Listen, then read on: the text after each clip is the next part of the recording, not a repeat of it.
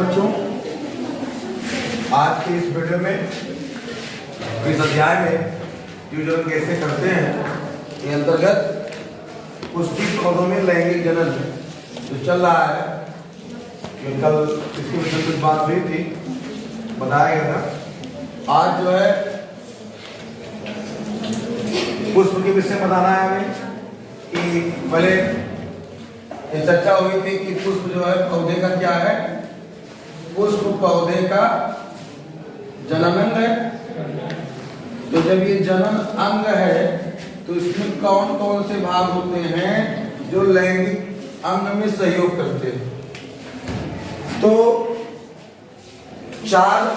दो चक्र या चार भाग की बात हुई थी। दो चक्र या चार भाग है पुष्प में। दो चक्र, पुष्प में दो चक्र कौन कौन से? सहायक चक्र और दूसरा जनन चक्र। सहायक चक्र दो प्रकार के, बाह्यदल पुंज, बाह्यदल पुंज और दल पुंज। ठीक। और इसी प्रकार से जनन चक्र भी दो प्रकार के, पुमंग और जायान। ये दो चक्र बताए गए थे और ये चार भाग बताए गए हैं। बाह्यदल पुंज बना होता है बाह्यदल से, इससे वाह्यदल से। दल पुंज बना होता है दल से। पुमंग बना होता है पुंकेसर से। पुमंग एक समूह है और इसकी एक यूनिट क्या कहलाती है? इसकी एक यूनिट कहलाती है पुंकेसर। पुमंग बना होता है पुंकेसर। पुमंग एक समूह है जबकि पुमंग की एक यूनिट क्या है? पुंकेसर। जायांग भी एक समूह है जिसकी एक यूनिट को स्त्री केसर या अंडक कह सकते हैं। स्त्री केसर या अंडक। अब हम इसे गुड़हल के पुष्प में देख सकते हैं। ये गुड़हल का पुष्प आप देखिए, चार चक्र जो आप दो चक्र या चार भाग जो हैं उन चारों भागों के विषय में चर्चा इस पुष्प में की जाएगी। तो सबसे पहला पॉइंट, बाह्यदल पुंज। यह भाग जो हरे रंग का है ये बाह्यदल पुंज है। क्या है? और इसमें 5 बाह्यदल है। 1 2 3 1 2 3 4 5 बाह्यदल है। ठीक। अब गुड़हल की बात करें तो गुड़हल के पुष्प में एक भाग और होता है बाह्यदल के नीचे, लेकिन जो मेन पुष्पों में 4 भाग मेन होते हैं। सभी पुष्पों में ये चारों पाए जाते हैं। इन चारों में से कभी एक आध अनुपस्थित हो सकता है। अच्छा, तो गुड़हल में एक भाग एक्स्ट्रा होता है। ये छोटी एकदम पतली नुकीली सुई की तरह पत्तियां दिखाई पड़ रही हरे रंग की, इनको अनुबाह्यदल कहा जाता है। क्या कहा जाता है? अनुबाह्यदल। तो मान के चलो इसमें 4 की जगह पे 5 पार्ट हो जाते हैं।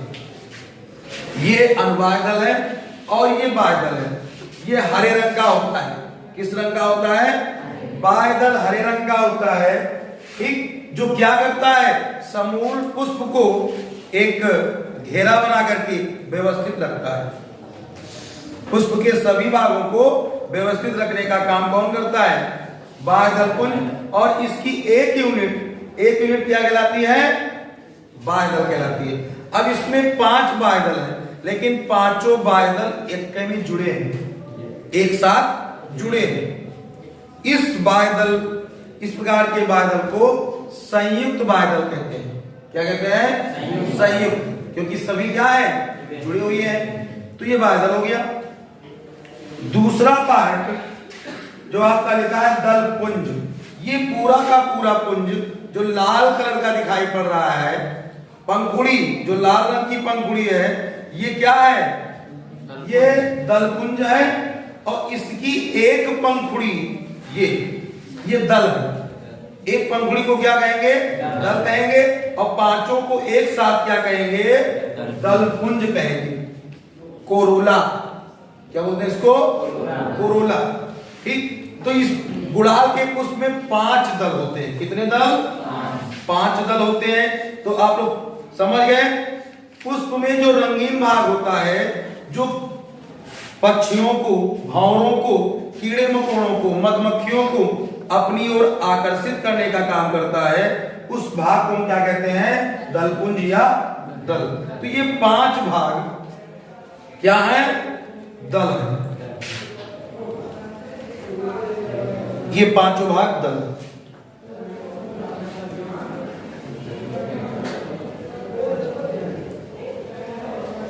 अब ये देखिए, ये जो है एक बंडल माना जाता है, इसको मोनोएडेल्फस भी कह सकते हैं। इसमें आपको कुछ बगल में निकली हुई जो शाखाएं हैं, ब्रांचेज हैं, उसमें पीले रंग का पदार्थ दिखाई पड़ रहा होगा। अब ऊपर देखिए एकदम रेड कलर का दिखाई पड़ रहा है। ठीक। जब पुष्प आप अपने हाथ में लेंगे तो आप अच्छी तरीके से समझ पाएंगे। जो इस बंडल में बगल बगल शाखाएं निकली हुई, अनगिनत शाखाएं, पीले रंग का उसमें पदार्थ ऊपर लगा हुआ है, इस भाग को कहा जाता है पुंकेसर। सभी एक एक को क्या कहेंगे? पुंकेसर। और इसके पूरे समूह को क्या कहेंगे? पुमंग। एंड्रोइसियम। पुमंग मतलब एंड्रोइसियम। तो गुड़हल के पुष्प में इस शाखा पर, मेन ब्रांच पर जो छोटी छोटी शाखाएं बगल में निकली हुई हैं, और सभी में ऊपर पीले रंग का पदार्थ है। किस रंग का? पीले रंग का पदार्थ है। इस भाग को हम एक एक भाग को अलग अलग क्या कह सकते हैं? पुंकेसर कह सकते हैं। और उस गुड़हल के पुष्प में पुंकेसर की संख्या अनंत मानी जाती है, क्योंकि बहुत सारी है, इसको गिनना संभव नहीं है। तो ये हो गया आपका पुमंग या पुंकेसर। ठीक। और इसके बीच में देखिए, इसी के अंदर से एक संरचना और जाती है, वो 5 भागों में डिवाइड है। एकदम रेड कलर का, देखो ये बड़ा बड़ा, ऊपर भी रेड है, मतलब नीचे से जो लाइन निकली वो भी रेड है, और ऊपर जो इसका मेन भाग है वो भी रेड है। 5 दिखाई पड़ रहा है नहीं? तो ये 5 पार्ट जो है आपके, यही है क्या? जायांग। और एक भाग को कहेंगे स्त्री केसर या अंडम। तो इसमें 5 अंडप है, इसलिए गुड़हल के पुष्प को 5 अंडपी कहा जाता है। पेंटाकार्पलेरी, 5 अंडपी। गुड़हल के पुष्प को क्या कहते हैं? 5 अंडपी। बात समझ आई? तो ये पार्ट हो गया। तो ये सब क्या है?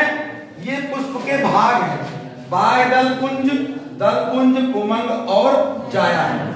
हाँ, तो इसकी संरचना आप देख चुके हैं। बाह्यदल पुंज, ये बाह्यदल पुंज ये था जो हरे रंग का होता है। इसमें एक घंटा आकृति होता है। किस आकृति का? घंटा आकृति का। और इसमें 5 बाह्यदल क्या है? 5 बाह्यदल क्या है? एक में जुड़े हुए हैं, इसलिए इनको क्या कहते हैं? हम संयुक्त बाह्यदल कहते हैं। ठीक। और जो ये यहाँ पर छोटी पत्तियां हैं, अनबाह्यदल कहलाती हैं। इनकी संख्या 5 से 7 हो सकती है, 5 से 7। और ये जो है दल पुंज 5 होते हैं गुड़हल में। कितने होते हैं? 5। और 5 एक दूसरे से फ्री होते हैं, इसलिए इनको मुक्त दल कहते हैं। मुक्त दली। क्या कहते हैं? मुक्त दली। पॉलीपिटेलस, क्या बोलते हैं? पॉलीपिटेलस। और ये नीचे की तरफ संकीर्ण होता है, ऊपर की ओर चौड़ा होता है। ठीक। और ये भाग हो गया आपका क्या? ये पूरी की पूरी संरचना एक बंडल मानी जाती है। बंडल में छोटे छोटे पीले रंग का पदार्थ धारण किए हुए शाखाएं लगी हुई हैं, ब्रांचेज। इन ब्रांचेज को हम क्या कहते हैं? पुंकेसर कहते हैं। समूह को पुमंग कहते हैं, और एक यूनिट को क्या कहते हैं? पुंकेसर कहते हैं। इसी बीच में से एक संरचना और निकल के गई है जो 5 भागों में डिवाइड होती है, रेड कलर की है, इसे हम स्त्री केसर कहते हैं। पूरे समूह को जायांग कहते हैं। और स्त्री केसर का सबसे निचला भाग, स्त्री केसर का सबसे निचला भाग इसी के अंदर होता है, जिसे हम क्या कहते हैं, अंडाशय। क्या कहते हैं, ये सफेद रंग का भाग दिखाई पड़ रहा है, इसे अंडाशय कहते हैं। ये नीचे वाला भाग अंडाशय है, ऊपर ये जो पतली संरचना है ये वर्तिका है, और ऊपर जो एकदम से रेड कलर का है ये वर्तिकाग्र है। क्या है, तो ऊपर वर्तिका, वर्तिकाग्र, बीच में वर्तिका और सबसे नीचे अंडाशय। तो इसी में ये जुड़ा होता है, इस प्रकार से होता, ऐसे ऐसे रखा हुआ था, लेकिन हमने निकाल लिया इसको। ठीक, तो इसका अंडाशय हो गया, अर्थात कह सकते हैं एक स्त्री केसर में अंडाशय होता है, वर्तिका होती है, वर्तिकाग्र होते हैं। अब हम इनकी संरचना के विषय में जानेंगे। ठीक, पहले इतना नोट कर लो आप लोग। हाँ, तो ये देखिए, सहायक चक्र, बागदल कुंज, दलकुंज, जनन चक्र, पुमंग और जायांग, इसके अंतर्गत पुंकेसर और स्त्री केसर आता है। तो हमें पढ़ना है पुष्पी पौधों में लैंगिक जनन। तो अब हम जनन चक्र के विषय में पढ़ते हैं। जनन चक्र अभी हमने आपको पुष्प में दिखाया कि पुंकेसर और स्त्री केसर। पुंकेसर को नर, पुंकेसर को क्या कहते हैं, नर जनन अंग, नर जननांग। और स्त्री केसर को क्या कहते हैं, मादा जननांग।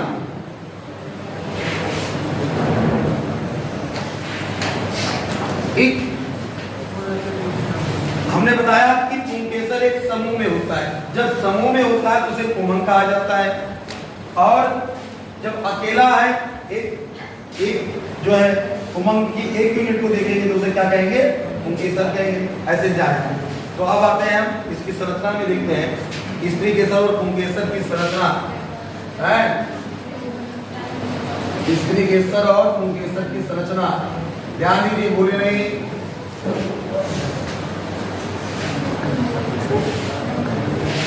देखो, पुंकेसर सबसे पहले, पुंकेसर, पुंकेसर में कौन कौन से भाग होते हैं, इसकी संरचना कैसी होती है। ये एक होता है जिसे हम कहते हैं कुतंतु। क्या कहते हैं, कुतंतु, डंठल।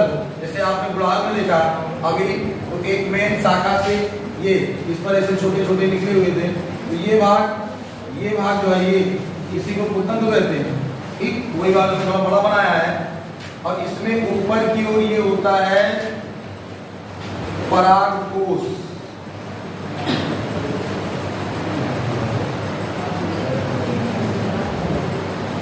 ये एक स्त्री केसर का, पुंकेसर की संरचना है, जिसमें कुतंत होता है, जिसे फिलामेंट कहते हैं।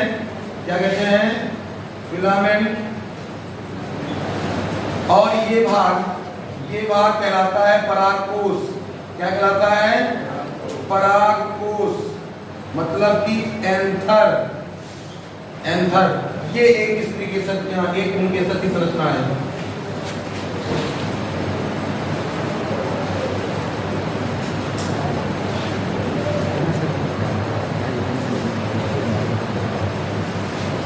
और इसी पुंकेसर परागकोश में ये जो छोटे छोटे बीजाणु भरे हुए हैं, इनको कहा जाता है परागकण।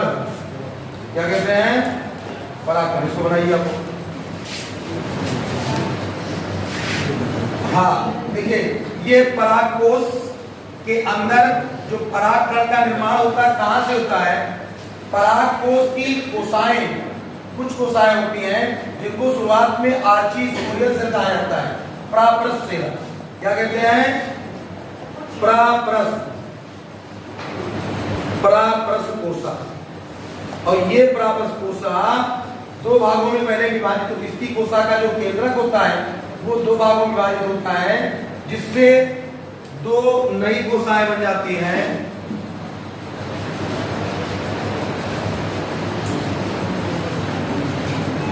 जिससे दोनों नई कोशाएं बनती हैं। कौन कौन सी, वित्तीय कोशा और जनन कोशा, जनरेटिव सेल। वित्तीय कोशा से परागकण की भित्ति बनती है और जनन कोशा से पराग मात्र कोशाएं बनती हैं। पराग मात्र कोशाएं जो कि द्विगुणित होती हैं, 2n। अब पराग मात्र कोशाओं में होता है अर्धसूत्री विभाजन। कौन सा विभाजन? अर्धसूत्री विभाजन। अब किसी भी कोशा में यदि अर्धसूत्री विभाजन होता है तो 4 कोशाएं बनती हैं, वो भी आगुणित। तो पराग मात्र कोशा में अर्धसूत्री विभाजन होता है जिससे 4 नई कोशाएं बनती हैं और ये होती हैं यन, आगुणित होती हैं। क्या होती हैं? आगुणित होती हैं। इन्हीं आगुणित कोशाओं को ही क्या कहते हैं? क्या कहते हैं? पराग।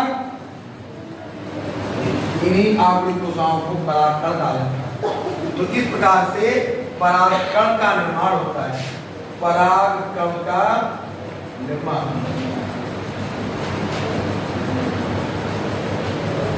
एक परागकण का निर्माण। और एक परिपक्व परागकण जो है 2 भित्ति से घिरा होता है। बाहरी भित्त खुरदुरी होती है। क्या होती है? खुरदुरी। इस भित्ति को कहते हैं इक्साइन बायचोल। क्या कहते हैं? इक्साइन बायचोल, जो कि बनी होती है किसकी?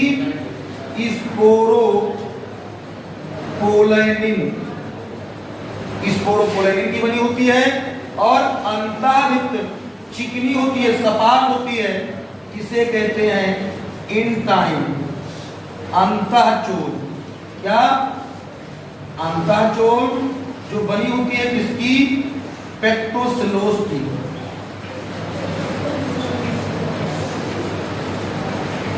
ये एक परागकण हो गया। क्या हो गया? और इस परागकण में एक बड़ा केंद्रक और एक छोटा केंद्रक। बड़ा केंद्रक जो छोटा केंद्रक होता है इसे ट्यूब न्यूक्लियाई कहा जाता है, ट्यूब न्यूक्लियाई। और जो बड़ा केंद्रक होता है इसे जनरेटिव न्यूक्लियाई कहा जाता है।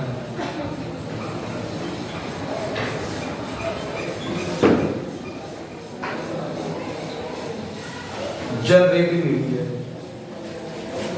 ये एक परागकण की संरचना होती है।